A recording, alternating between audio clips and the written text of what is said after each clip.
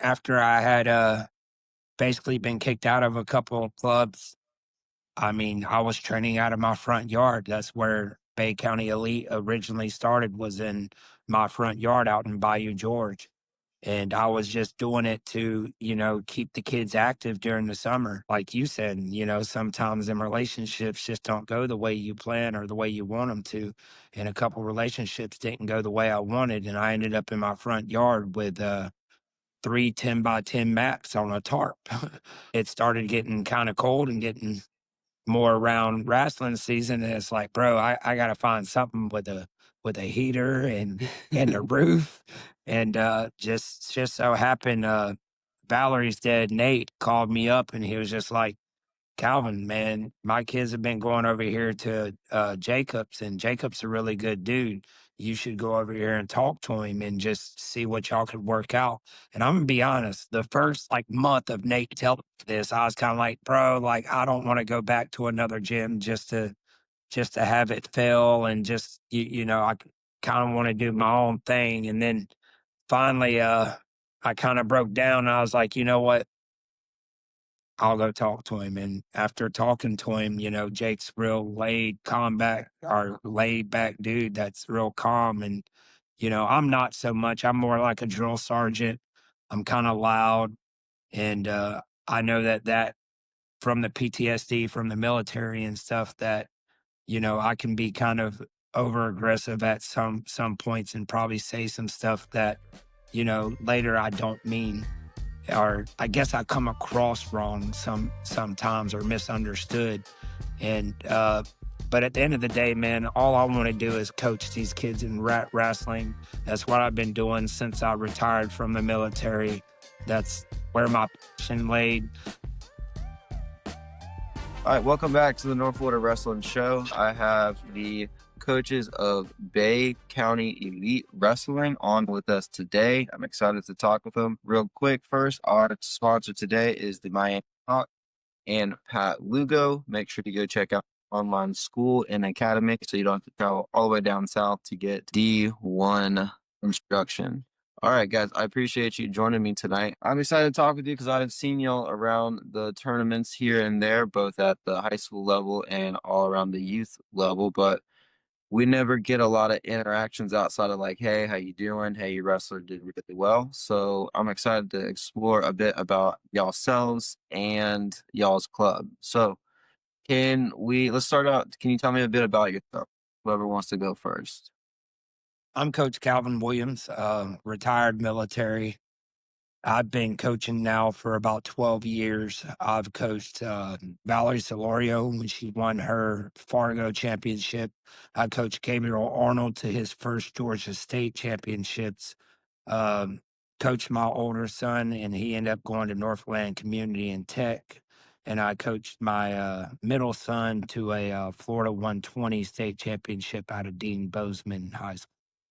And I'm Jacob Owens, coach here at All in One MMA. We teamed up and we're doing big things over here. I've been in mixed martial arts for probably about going on 15 years off and on. I opened mixed martial arts gym here and doing big things with Coach Calvin here. So we're trying to move mountains over here. Gotcha. So Calvin, I'm curious, what's your background with wrestling? I know you're obviously a very well-rounded coach. What was your background as a wrestler or as an athlete? I started wrestling in fifth grade in Oklahoma, in a small town called Okmulgee, Oklahoma. And I wrestled about 3 years there. And one of my first events that my middle school coach took me to was to watch OSU wrestle off against Missouri.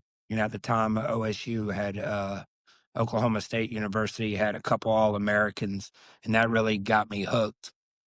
And after my dad graduated from Oklahoma State, Okmulgee, we ended up moving down to Panama City where he was born.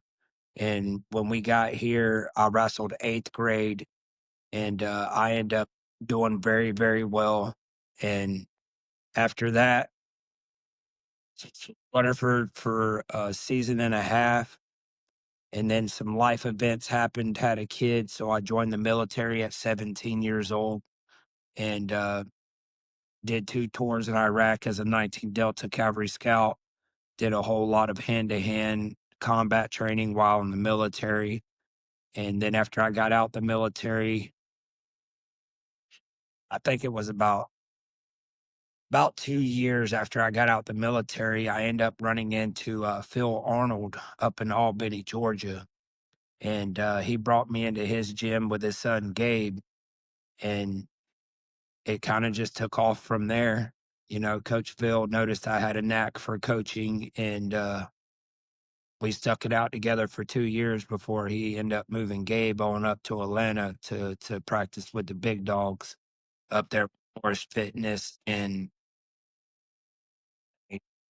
what was the name of that alien team? It's right on the tip of my tongue. But he moved him up there, and then that's when I moved back to Panama City. I ended up at Rutherford.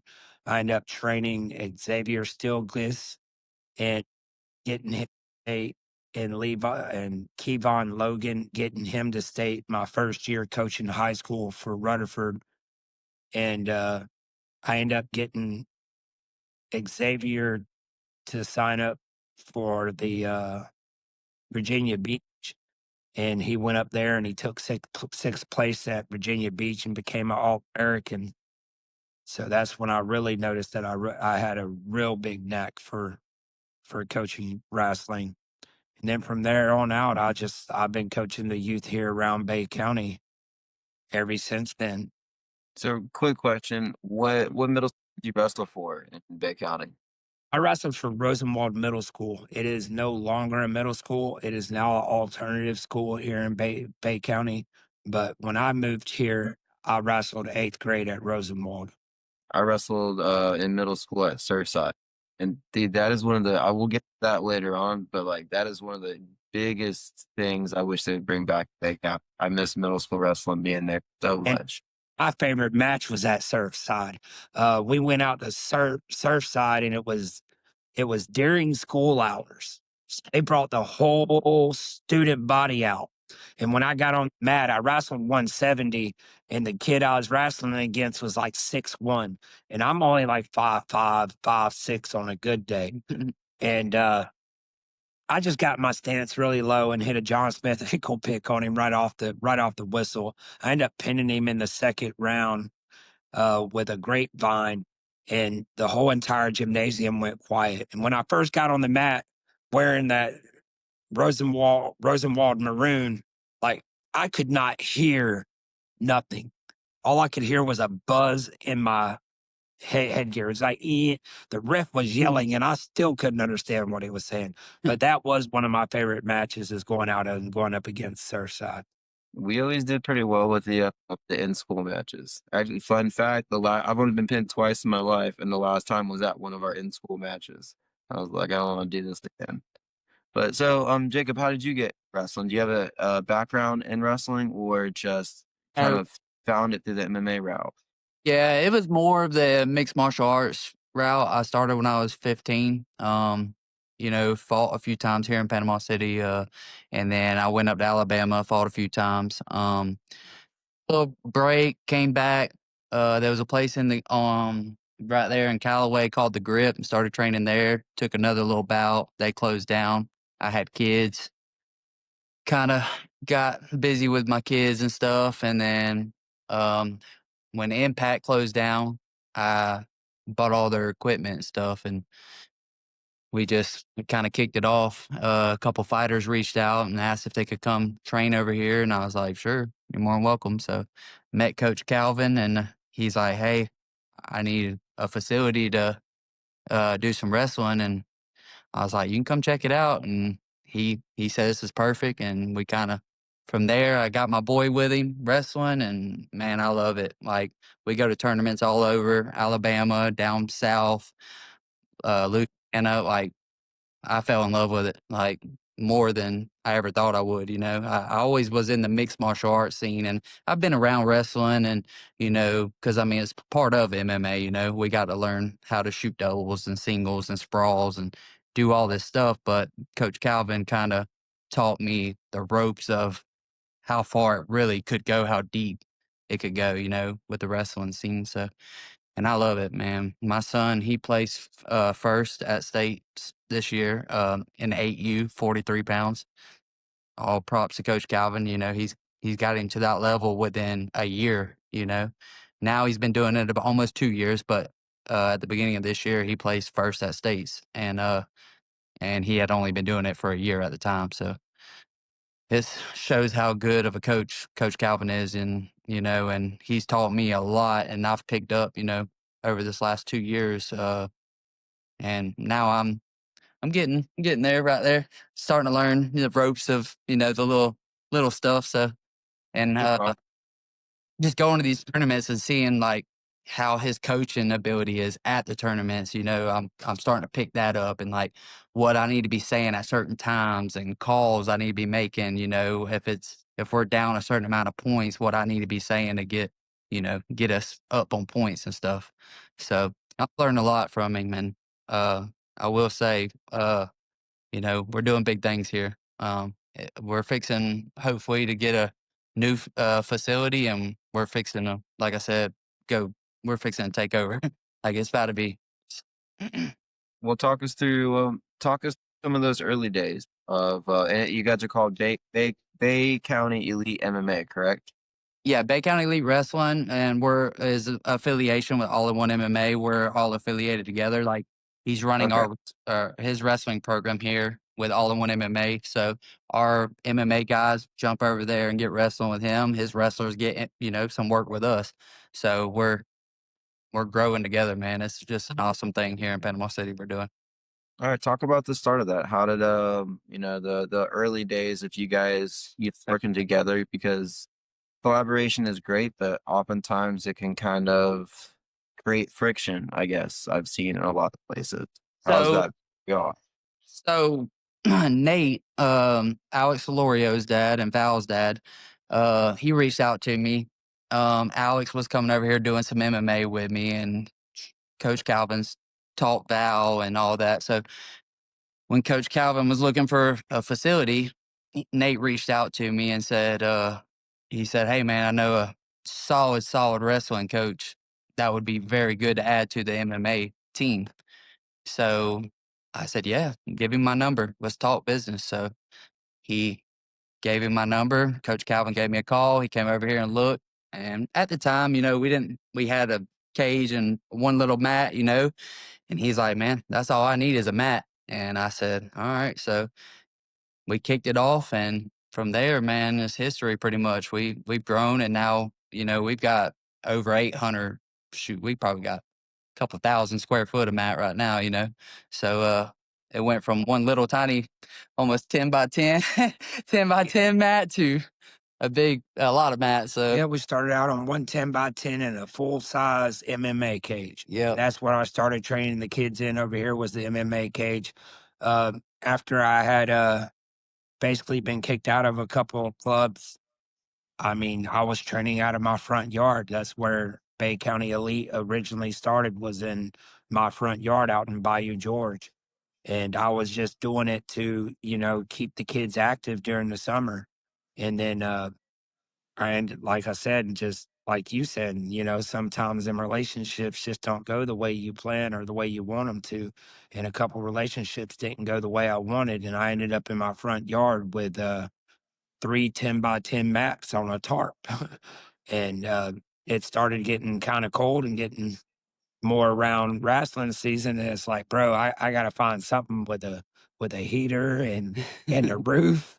And just so happened, Valerie's dad, Nate, called me up, and he was just like, "Calvin, man, my kids have been going over here to Jacobs, and Jacob's a really good dude. You should go over here and talk to him and just see what y'all could work out." And I'm gonna be honest, the first like month of Nate telling me this, I was kind of like, bro, like I don't want to go back to another gym just to have it fail, and just I kind of want to do my own thing. And then finally, I kind of broke down. And I was like, you know what? I'll go talk to him. And after talking to him, Jake's real laid back dude that's real calm. And, I'm not so much. I'm more like a drill sergeant. I'm kind of loud. And I know that from the PTSD from the military and stuff that, I can be kind of over aggressive at some points and probably say some stuff that, later I don't mean, or I just I guess I come across wrong sometimes or misunderstood. And but at the end of the day, man, all I want to do is coach these kids in wrestling. That's what I've been doing since I retired from the military. That's where my passion laid. I gave up coaching football, which was another one of my passions when I first got out the military. That first couple of years I was talking about that I didn't coach wrestling.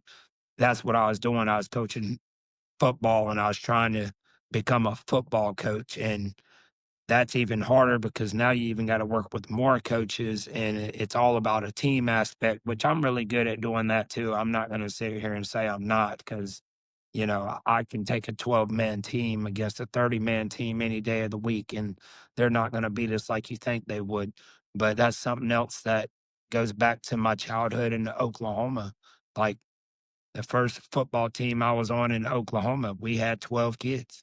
I played offense, defense, all special teams. There was no, you know, hey, we got a whole new squad to come. No, it was either you got out there and stuck through it, That's how it was at Highland Park. or or we had to forfeit the game, or we're only playing with 10 players. So I don't know, like from my childhood and my military experience, and of course I give all glory to God for giving me the gifts that He's gave me. And that's another big thing that here recently I've been really pushing to go back to church and to be involved with that community. And that's really helped out a lot, especially with the PTSD. I go to a man's group and that man's group has done wonders for me. So just all glory goes to God for giving me the calling and the gift that I do have. And I think that's why me and him worked out so good because, when he came in, I just I let him do his thing.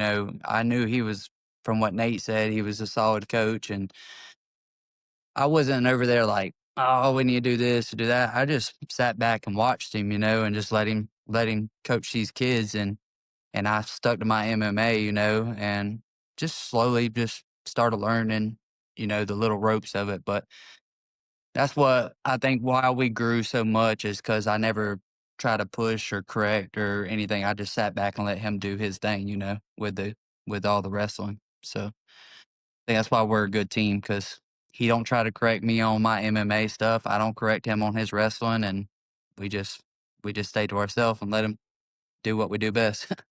Well, quick thing I wanted to point out, Calvin, I appreciate you mentioning that and talking about how you would found a group to kind of deal with some of the problems that you've been dealing with to work through. Because I found out today is Men's Mental Health Awareness Month, so I'm big on trying to promote things that I'm passionate about. I was telling about how I made a post today on the Florida Wrestling Room about that stuff I dealt with when I was wrestling in college and was a huge detriment to me. So I appreciate you mentioning that on the show. I'm gonna get that clipped up for sure. But so can you tell me, Calvin, tell me about your coaching style and the Bay County Elite Wrestling philosophy? Because I know you say you kind of rub people the wrong way sometimes, or things come off the wrong way. And I get that with coaching styles because some people are intense, some people are more laid back, some people are in between, and things kind of get heated. So can you give me an overview of the way that you view your wrestling? All right. So from a young child, I learned a lot of John Smith stuff being out in Oklahoma. And after coming out of the military and I first got back in it, Phil Arnold gave me a set of Daniel Weber's DVDs of attack style wrestling. So for a long time, I stuck with attack style wrestling, and a lot of my drills actually come from them DVDs. But then you mix in my drill sergeant like approach, because like I said, I went in the Army at 17 years old. I was a cavalry scout. We got trained up at Fort Knox. So you mix in that drill sergeant approach, and I'm a very, very intense wrestling coach. Like I don't pull. Pressure, pressure, pressure. It's Just go, it's go, go. pressure. I don't like seeing you back. Next step. There is no back step. Not in my room. I will definitely get on to you for backing at all. Just I'm a big pressure. And like I said, man, just going back to a lot of John Smith ankle picks and a lot of his style there. That actually, you know, got Derek his first freestyle state title. And then you mix in a little bit of Phil Arnold, which was kind of the same way because he's an old school Missouri wrestler. And then Daniel Weber. And here lately, I've been watching a lot of Jacob Howland. I went to a Jacob Howland camp with my son, my youngest son, Carter, who's 8. And I took him over there to the Jacob Howland camp. And man, like, he was coaching the same stuff that I was coaching, but he also comes from that same area of Virginia that Daniel Weber, went and had like 14 consecutive state titles. So I don't know. I just got a real good mix. I add in a little funk style if I have to with certain wrestlers. I'm very good at coaching to body types. There's certain body types that can do a certain set of moves and the other body types can't. Just I've been gifted with God with a calling, man, and I can coach some wrestling, and I'm very good at any age group. That's the other thing. I can coach your 5-year-old all the way to your senior, and we're gonna make noise. And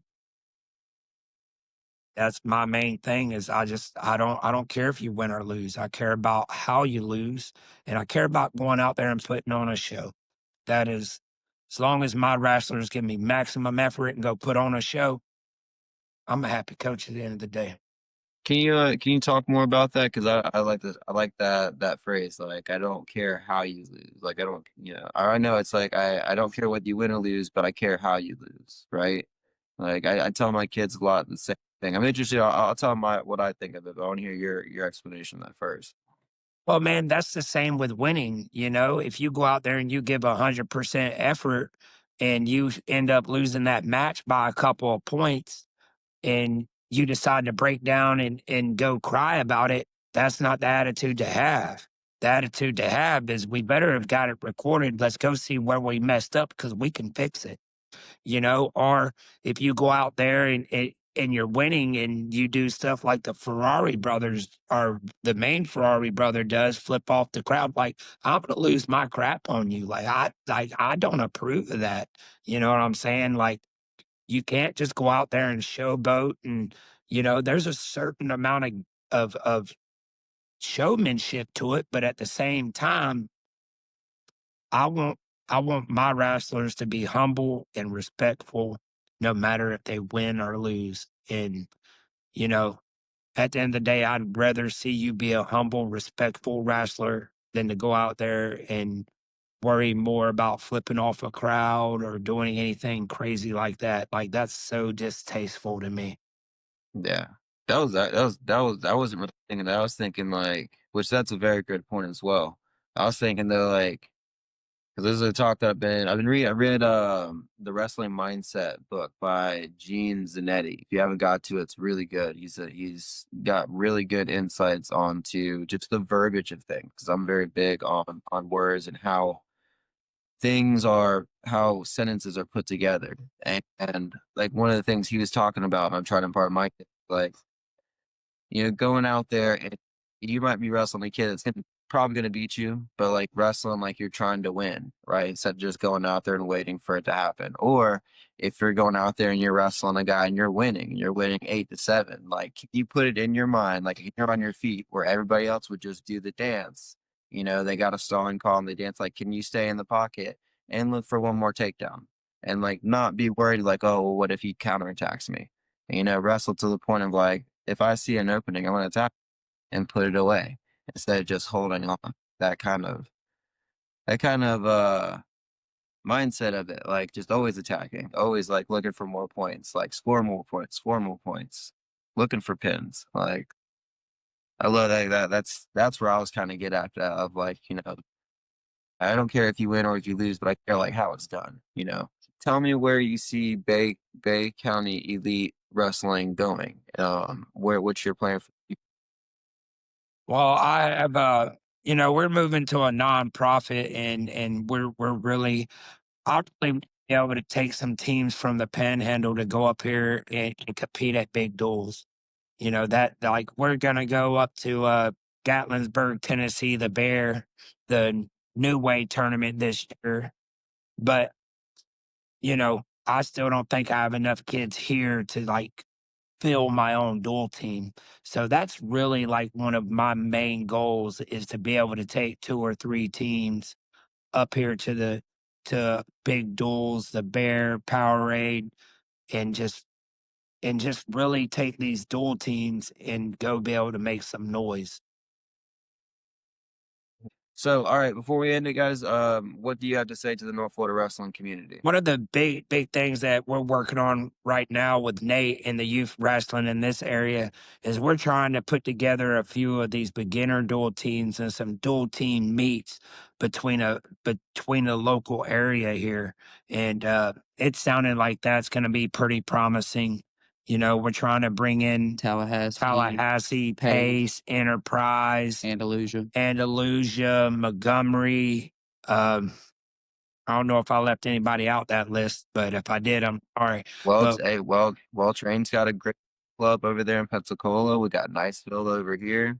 Niceville was the other one that was down there. But we just want to get these clubs right here in the Panhandle to bring our beginners together, so that because no parent wants to go travel 7 hours to go lose 0-2, have to go home, and then go home after spending $65 on a sign up. Like, that's some nonsense when we can bring these clubs together right here, match up some kids, make it a little easier match, give them more than 2 matches. Give them more than a few matches, and just not only give them more than a few matches, but make sure that they're getting matched up with kids that are on their level, so that these kids ain't just going out here and getting wally mopped by some national champ and, not being able to fall in love with the sport the way that we have.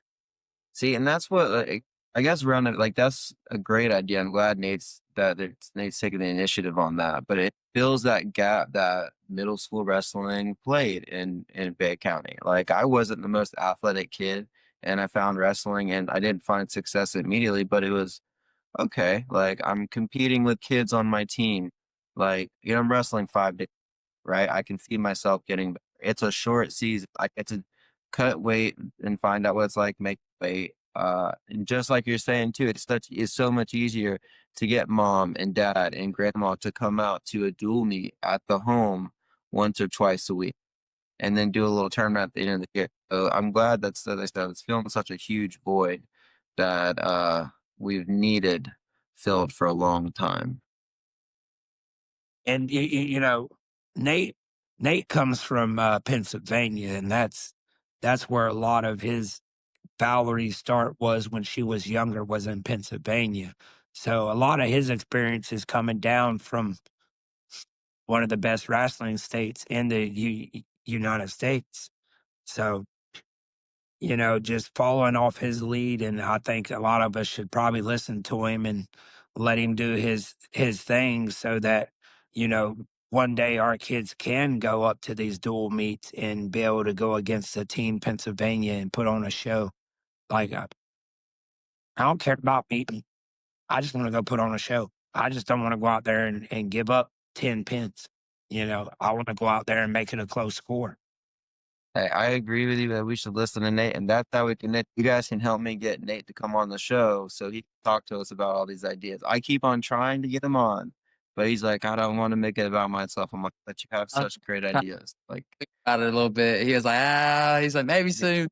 Get him on for me. We'll get him on. We'll get you guys back on. Because there's a whole bunch of things I want to talk about, especially about the club and the nonprofit. I want to do another episode talking about the best avenues for clubs to take when trying to form one. Because I'm in the stages of possibly making my own. So might be picking your brain here or there sooner or later. But I appreciate you guys being on.